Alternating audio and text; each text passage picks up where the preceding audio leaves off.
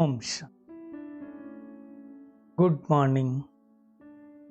साकार मुरली 16 नवंबर 2000। बाबा का मीठा मीठा पत्र मीठे मंथन के लिए। मंथन शुरू करने से पहले सुख के सागर से बाबा की सुख भरी किरणों के नीचे बैठ जाते हैं और अनुभव करते हैं मैं सुख स्वरूप आत्मा हूं। आज मीठे बाबा ने कहा, मीठे बच्चे, कोई भी देहधारी को याद करने से मुक्ति और जीवन मुक्ति नहीं मिल सकती।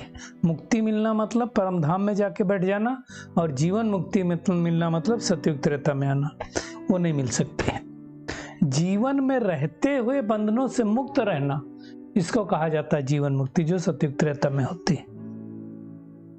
बाबा ही तुम्हें डायरेक्ट वर्षा देता है, वही हमें तो जीवन मुक्ति का वर्षा दे रहे हैं, मुक्ति का भी दे रहे हैं।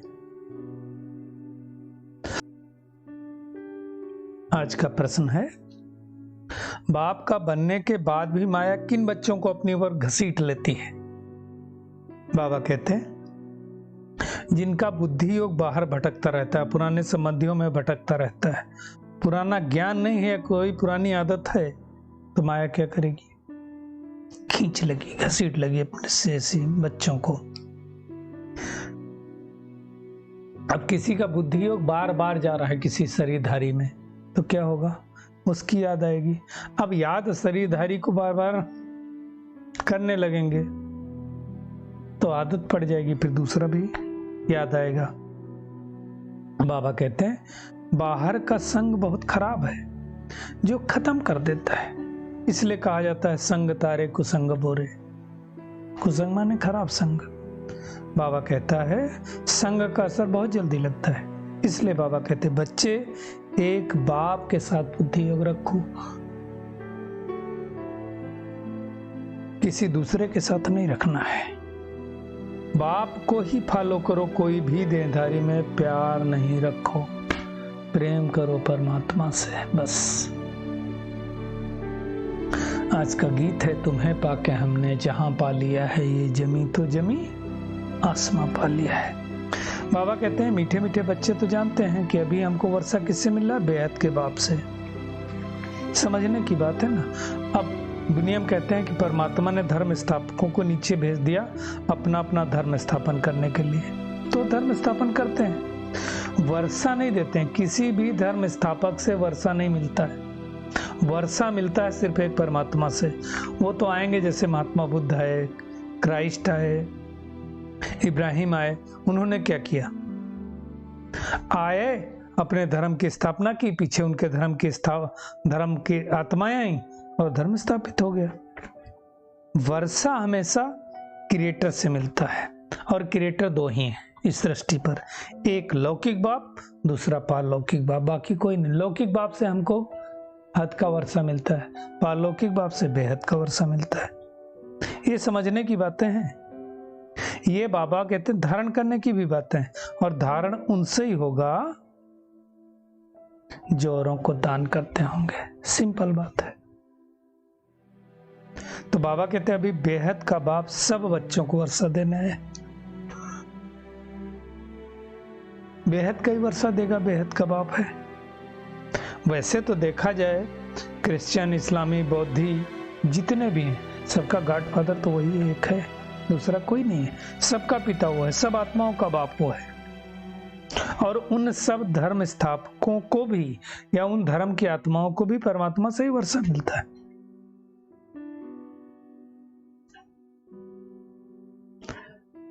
एक भारत देश ऐसा है जहां कहते हैं भगवान सर्वव्यापी, बाकी नहीं कहते थे, अब सीख लिया उन लोगों ने भी। तो सतयुग में तो सभी पावन होते हैं, और बाद में जब द्वापर युग आता है तो देवताएं कहा जाता है वाम मार्ग में चले गए, अर्थात विकारों के वशीभूत हो गए, अर्थात रावण राज्य चालू हो गया। तो वास्तव में देखा जाए तो ये ईश्वरीय राज्य और आसुरी राज्य का कॉम्बिनेशन है। सतयुग त्रेता ईश्वरीय राज्य चलता है, द्वापर कलयुग आसुरी राज्य चलता है। बाबा ने कहा, क्राइस्ट को, ब्रह्मा को, विष्णु को, शंकर को, किसी को भी याद करने से कुछ मिलने वाला नहीं है। वर्षा सिर्फ एक परमात्मा से ही मिलेगा। और बाबा कहते हैं ये वर्षा देने के लिए मैं एक टाइम पर आता हूं, एक ही बार आता है पूरे कल्प में परमात्मा, बीच में नहीं आता। ऐसा नहीं है कि हर युग में आता रहे ना, पुरुषोत्तम संगम पर ही आएगा। तो बाबा ने ये भी बात कही कि बाबा भी दो कोई कहा जाता है, एक शरीर का बाबा, दूसरा आत्माओं का बाबा, और कोई बाबा नहीं हो सकता है। प्रजापिता ब्रह्मा से वर्षा नहीं मिलता है, प्रजापिता ब्रह्मा के द्वारा वर्षा मिलता है। ये बात समझने की अच्छी तरह से। तो मुक्ति और जीवन मुक्ति दाता सर्व का एक परमात्मा है, ये बात सबको समझाना है।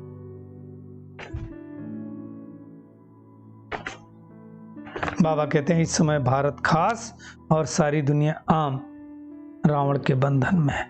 अब भगवान आकर के हमें रावण के बंधन से छुड़ाता है। और जो आत्माएं पहले पहले आती हैं वो जीवन मुक्त में आती हैं, फिर जीवन बंध बनती है। मतलब सतयुग त्रेता जीवन मुक्त रहते हैं। मुक्ति और जीवन मुक्ति का वर्षा बाबा को छोड़कर कोई दे नहीं सकता है।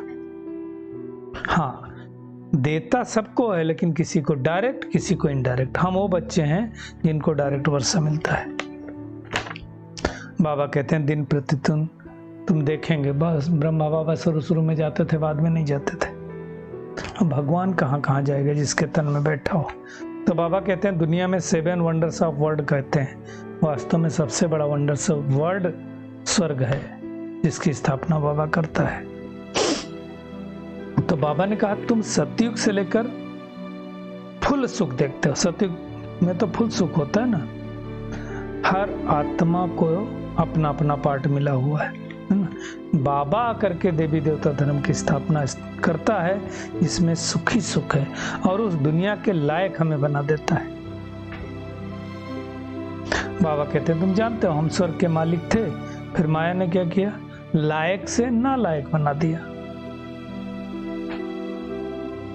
अब हमें वापिस बाबा की याद के द्वारा लायक बनना है। बाबा ने कहा देखो, जब तक राजयोग सीख करके पवित्र नहीं बनेंगे तब तक सतयुग दुनिया में नहीं जा पाएंगे। ये समझने की बात है। तो मुख्य रूप से हमें क्या करना है, बाबा को फॉलो करके अनेक आत्माओं का उद्धार करना। और जो अनेक आत्माओं का उद्धार करते हैं वही ऊंच पद पाते हैं। बाबा कहते हैं, समझाते हैं बच्चों को कि इस चैतन्य झाड़ का बीज मैं ही हूं। मुझे ही सारे झाड़ की नॉलेज है। दुनिया का तो जो झाड़ होता है वो तो जड़ होता है, चैतन्य नहीं होता। लेकिन परमात्मा इस चैतन्य झाड़ का बीज रूप है, जिसके अंदर सृष्टि के आदि मध्य अंत का ज्ञान समाया, वो हमको बताता है, समझाता है। इसलिए उनको ज्ञानेश्वर कहा जाता है।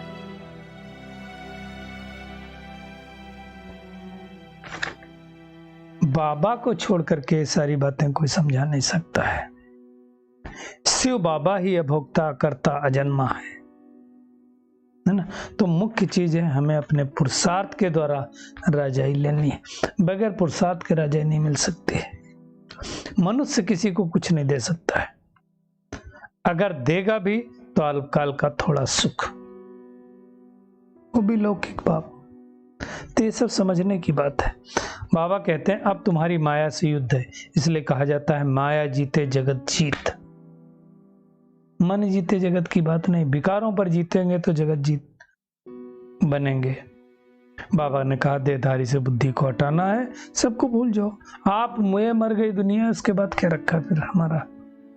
तो बुद्धि योग कहीं नहीं जाना चाहिए, है ना। सन्यासी लोग घर बार छोड़ते हैं तो कोई का बुद्धि योग जाता है, फिर लौट आते हैं। कोई पक्के होते हैं तो उनका नहीं जाता है। तो हमें पक्का बनना है।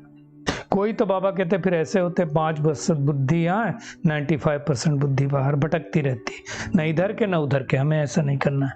अगर मुरली सुन रहे हैं तो पूरा ध्यान मुरली पर, योग कर रहे हैं तो पूरा योग पर, बाबा के घर में है तो पूरा बाबा के घर में। बुद्धि भटकनी नहीं चाहिए। बुद्धि भटकेगी तो माला का दाना बन नहीं सकता है।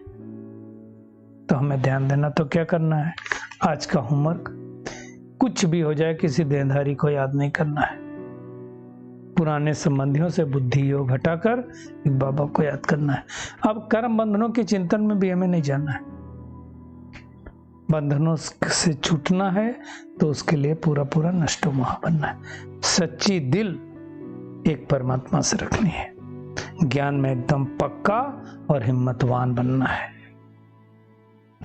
आज का बाबा का वरदान है, बाप के साथ का अनुभव कर मेहनत को मोहब्बत में बदलने वाले परमात्मा स्नेही भव।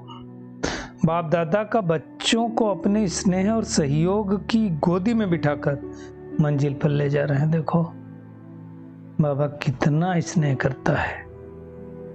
बाबा कहते हैं आप बच्चे सिर्फ परमात्मा स्नेही बन गोद में समाये रहो तो मेहनत मोहब्बत में बदल जाएगी। मेहनत नहीं करनी पड़ेगी, लवलीन हो हर कार्य करो। बाप दादा हर समय सर्व संबंधों से आपके साथ है। सेवा में साथ ही और स्थिति में भी साथ है। बहुत इंपॉर्टेंट है। सेवा में तो साथ साथ है ही है, हमारी स्थिति में भी साथी है। सर्व संबंधों से साथ निभाने की ऑफर करते हैं।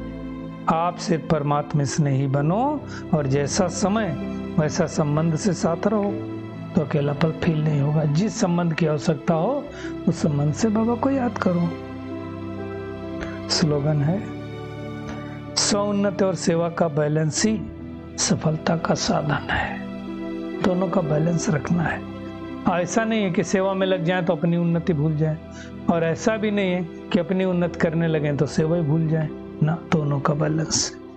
चलिए परमात्मा किरणों के नीचे बैठ जाते हैं और अनुभव करते हैं, मैं कर्म बंधनों से मुक्त, देह के देह संबंधों से भी मुक्त, एक परमात्मा से सर्व संबंध जोड़ने वाली, देहधारियों से बुद्धि हटाने वाली, एक बाप के साथ बुद्धि योग जोड़ने वाली, कोटों में कोई आत्मा हो, पूरा पूरा नष्टो मोहा बनने वाली, सच्ची दिल एक सत्य बाप से रखने वाली, हिम्मतवान आत्मा हो, सौन्नति और सेवा का बैलेंस रखने वाली, सफलता मूर्त आत्मा हो। शुक्रिया मीठे प्यारे बाप दादा, शुक्रिया आप सभी का इस मीठे मंथन के लिए। ओम शांति।